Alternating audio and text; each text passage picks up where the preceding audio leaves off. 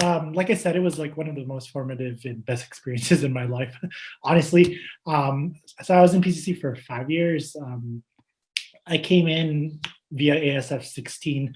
I was like in between going to a school in Austin, Texas, or Santa Cruz, but I don't know why. Like ASF really stood out to me, and from the beginning, everyone felt so welcoming. In high school, so I grew up in Hayward, um, and I feel like the environment, like there's a lot of Filipinos in my high school, and a majority Asian community, but it was the stigma that we're too cool. Like the stigma of the community there was like we're too cool to be Asian. Like don't take pride in your culture type of thing. Which I feel like later down the road it's like that's pretty toxic because it like hides you from expressing who you are. So that's what was the a shock to me in Santa Cruz when I came in. I was like, wow, why are all these people so nice to us high schoolers who are coming in? Like, why is this community so welcoming? And they actually like embrace the culture, and which I really appreciated.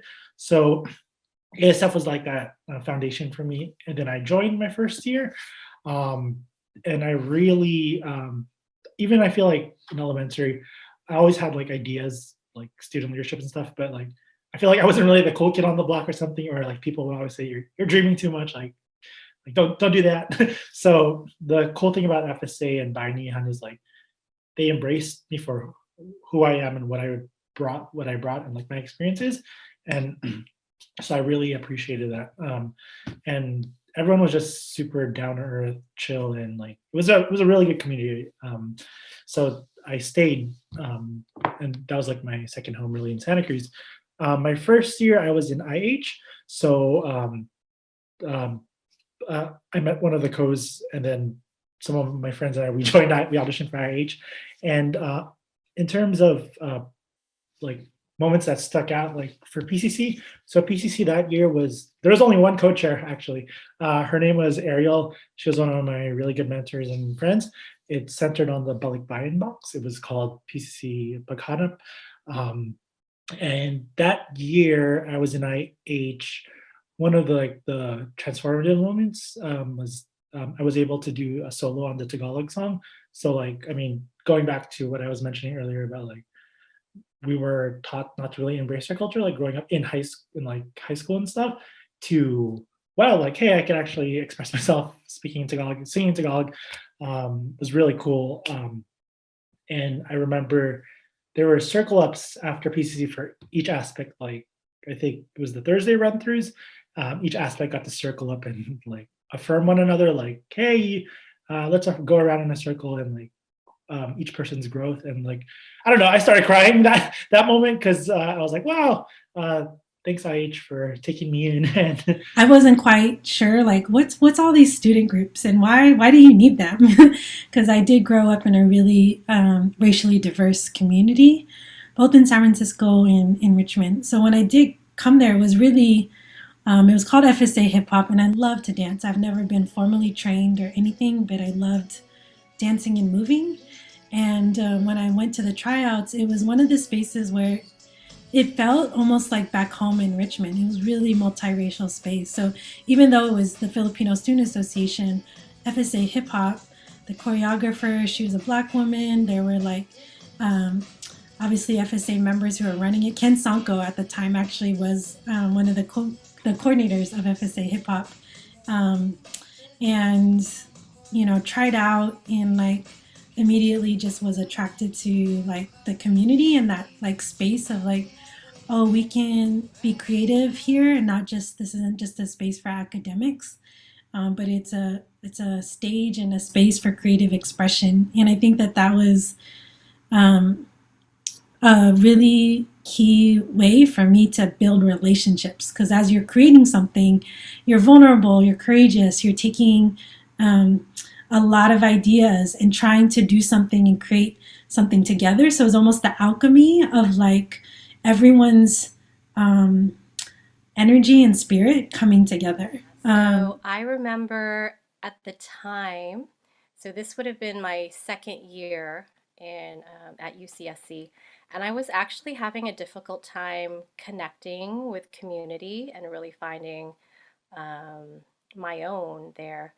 And I was actually considering transferring out to a different school.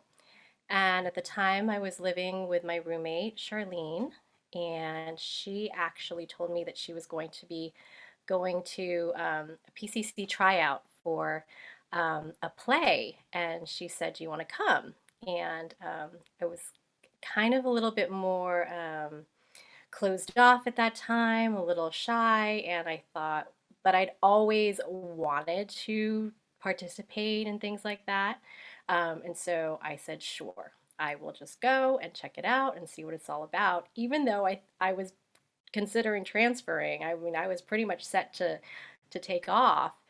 Um, and then I went with her. The tryouts were great. I found a really cool community there. And then I got a role in the play. And so I thought, well, some things were changing in my life, and this actually was like a catalyst for me to stay because I felt like I had really found a community where I felt accepted and like my voice mattered. And so from that experience, I really fostered a lot of awesome relationships.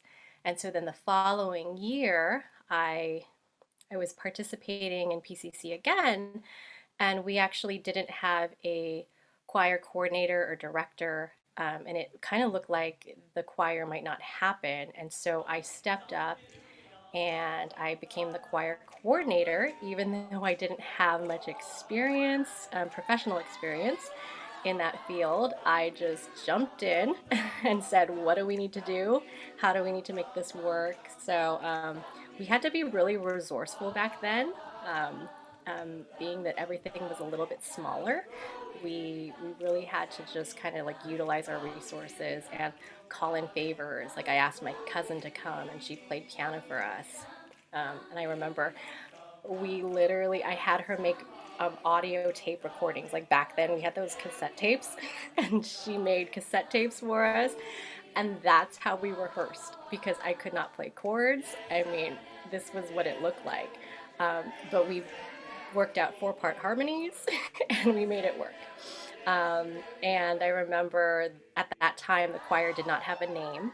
It was still pretty young um, in its in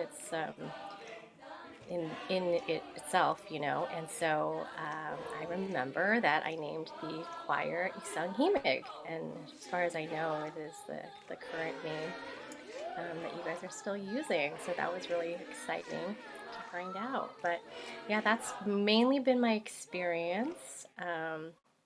And of course, I was with Alai, and I was became an editor, and we pulled off many long nights and put a lot of heart and soul into that production and being able to share the arts with the community. So there was a lot going on. We participated in some student protests at the time. We a lot of like different multicultural activist work was happening on campus, so we were participating in that in the community, and yeah, that's what I remember of my experience.